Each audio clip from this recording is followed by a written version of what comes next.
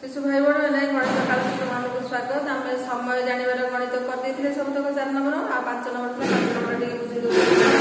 5 number देखिए रवि दिन 9:20 minute school रे पहुंचे देखला 40 मिनिट आगुआ पहुंचे से 9:20 स्कूल रे पहुंचे देखले आगुआ आसी स्कूल टाइम जते कि आगुआ पड़े केते आगुआ आसी ना 40 मिनिट आगुआ आसी तले स्कूल रे पहुंचे ठीक समय केते से जेते समय पहुंची आगुआ पहुंचे 40 मिनिट ताले 9:20 रे 40 मिनिट मिसै दो 9:20 रे 40 मिनिट मिसले केते देखो 9 घंटा अछि एठी मिनिट अछि घंटा नै मिनिट रे मिसदा 20 को 40 मिनिट 60 ताले 9 घंटा 60 मिनिट 9 घंटा 60 मिनिट के हम कोन जाने 1 घंटा ताले 1 घंटा एठी मिसै दबा समान 10 घंटा ताले स्कूल रे पहुंचार ठीक समय होला 10 घंटा से ता पर कोन होइछि 11 घंटा 30 मिनिट रे पहुंचला स्कूल रो ठीक समय होछि 10 घंटा से पहुंचला 11 घंटा 30 मिनिट ताले विलंब पहुंचला केते समय विलंब पहुंचला कि ना 11 घंटा 30 मिनिट हमें 10 घंटा फेडी देबो 11 घंटा 30 मिनिट 10 घंटा फेडी दे देखो हमें धाडी प्रणाली रो तो फेडाना से केते फेडीबा ना 11 घंटा 30 मिनिट फेडा 10 घंटा 00 मिनिट एटी 30 मिनिट 00 मिनिट गेले केते 30 मिनिट 11 घंटा 10 घंटा ले 1 घंटा ताले केते घंटा 1 घंटा 30 मिनिट ताले विद्यालय से केते विलंब पहुंचला विद्यालय तारो 1 घंटा 30 मिनिट विलंब होला बा एतिकी विलंब रे से विद्यालय पहुंचला एक हमर समय दर्शाइ गेला तापर हम समय जो कैलेंडर अछि कैलेंडर हम नोट करबा कैलेंडर हम जानते द्वितीय श्रेणी पढिछ वर्ष इंग्रजी वर्ष 12 मास ओडिया वर्ष भी 12 मास इंग्रजी वर्ष जो 12 मास अछि 12 मास रु 7 टा होचे 31 दिन 30 टा 30 दिन वर्ष होची 4 टा ना आउ फेब्रुआरी मास रा सचरी काम छला फेब्रुआरी मास फेब्रुआरी मास 28 दिन होय आ बेले बेले 29 दिन होय केबे 29 दिन होय जो वर्ष अधि वर्ष पड़े से वर्ष फेब्रुआरी मास 29 दिन होय वर्ष को 12 मास बा 365 दिन किंतु जो वर्ष अधि वर्ष हो से वर्ष अधि वर्ष रहू 365 दिन आ अधि वर्ष होले फेब्रुआरी मास 29 दिन हो केबे अधि वर्ष पड़े ना प्रति 4 वर्ष रे थरे अधि वर्ष पड़े मन रखिया द्वितीय श्रेणी पढ़िछ प्रति 4 वर्ष रे थरे अधि वर्ष पड़िबो अधि वर्ष रे वर्षक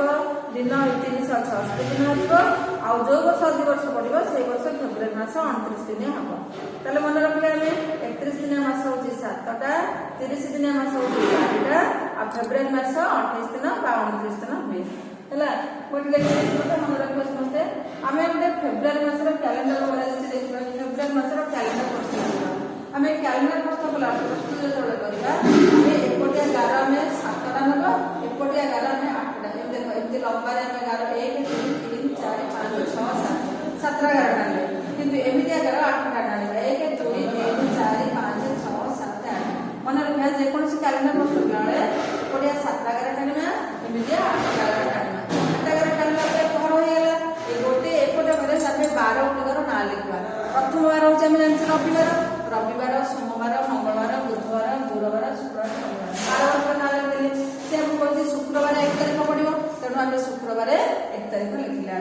कैलेंडर पुस्तक रे जोते कथो जो बार रे 1 तारिख पके होइतो हम सेही बार रे 1 तारिख लिखि कि हमें दिन सप्ताह में 1 2 3 4 5 6 हमें जाने फेब्रुआरी मास 28 दिन तेनु हम जो 28 ले शेष करबा मन कर देथिबो अक्टोबर मास तला अक्टोबर मास के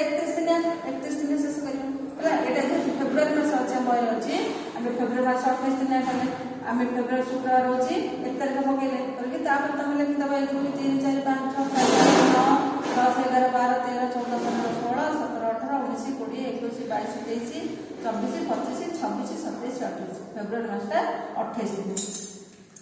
ए कैलेंडर को नहीं किछुडा प्रश्न अछि देखो पहिला तारिख केउ बार रे पड़छि पहिला तारिख बोले 1 तारिख माने प्रथम पहिला माने प्रथम पहिला तारिख ना केउ बार रे पड़छि देखिया पहिला तारिख 1 तारिख को पड़छि शुक्रवार पड़छि शुक्रवार ए कैलेंडर देखि हम उत्तर कहला एही फेब्रुआरी मासर मोट केतोटी रविवार पड़छि केतरा रविवार देखला रविवार केतरा अछि 1 2 3 4 चारटा रविवार पड़छि तृतीय सोमवार केते दिन रे पड़छि तृतीय सोमवार देखला प्रथम सोमवार 4 द्वितीय सोमवार 11 तृतीय सोमवार 18 तबे तृतीय सोमवार केते तारिख रे पड़छि तृतीय सोमवार 18 तारिख रे पड़छि हला तृतीय सोमवार 18 तारिख रे पड़छि तापर देछि एही मासर केउ तारिख बुधवार पड़छि बुधवार दिन को तारिख पड़छि 6 ତାହେଲେ ବୁଧବାର ଗୁଡ଼ାକ 6, 13, 20, 27 ତାରିଖରେ ପଡ଼ିଛି। ଲକ୍ଷ୍ୟ କର ପିଲାମାନେ ସବୁ ବାର ଗୁଡ଼ାକ ମନେକର ପ୍ରଥମ ସୋମବାର 4, ଦ୍ୱିତୀୟ ସୋମବାର 11, 7 ଦିନ ପାର୍ଥକ୍ୟ ସବୁଥିରେ ରହୁଛି। 7 ଦିନ ଆମେ ପ୍ରଥମ ସୋମବାର ଜାଣିଲେ ଦ୍ୱିତୀୟ ସୋମବାର ଜାଣିଲେ 7 7 ମିଶେଇ ଦେଖ 4, 7, 11, 11, 7, 18, 18, 7, 25। ଏଠି 5 ମଙ୍ଗଳବାର 5, ଦ୍ୱିତୀୟ ମଙ୍ଗଳବାର 5, 7, 12, 12, 7, 19, 19, 7, 26, ବୁଧବାର 6, 6, 7, 13, 13, 7, 20, 20, 7, 27। ଏମିତି 7 ଦିନ ଆମେ ମିଶେଇ ଗଲେ ଆମେ ସବୁ ବାର ଗୁଡ଼ାକ କୋଉ ଥରେ ପଡ଼ୁଛୁ ଆମେ କହିବା। ତାପରେ ଦେଇଛି 4 ନମ୍ବର ଦେଖିଲେ 5 ନମ୍ବର ଦେଖ ସୋମବାର 4 ତାରିଖ ହେଲେ ପରବର୍ତ୍ତୀ ଶନିବାର କୋଉ ବାରରେ ପଡୁଛି। ସୋମବାର 4 ତାରିଖ ପରବର୍ତ୍ତୀ ଶନିବାର ତା ପୂର୍ବ ଶନିବାର ଗୋଟେ 2 ତାରିଖ ଲେଖିବାନି। ସେ କହିଛି ସୋମବାର 4 ତାରିଖ ତା ପରବର୍ତ୍ତୀ ଶନିବାର ମାନେ ଏଇ ସୋମବାର ପରେ ଯୋଉ ଶନିବାର ଗୁଡ଼ାକ ଅଛି ସେଇ ତାରିଖ ଗୁଡ଼ାକ ଲେଖିବା। 4 ତାରିଖ ସୋମବାର ହେଲେ 9 ତାରିଖ ଗୋଟେ ଶନିବାର, 16 ତାରିଖ ଗୋଟେ ଶନିବାର, 23 ତାରିଖ ଗୋଟେ ଶନିବାର ଲେଖିବା। 9, 16, 27 ତାରିଖରେ ପଡିଛି ଶନିବାର ଗୁଡ଼ାକ। ତାପରେ ବହିରେ ଗୋଟେ ଦେଇଛି ଦେଖ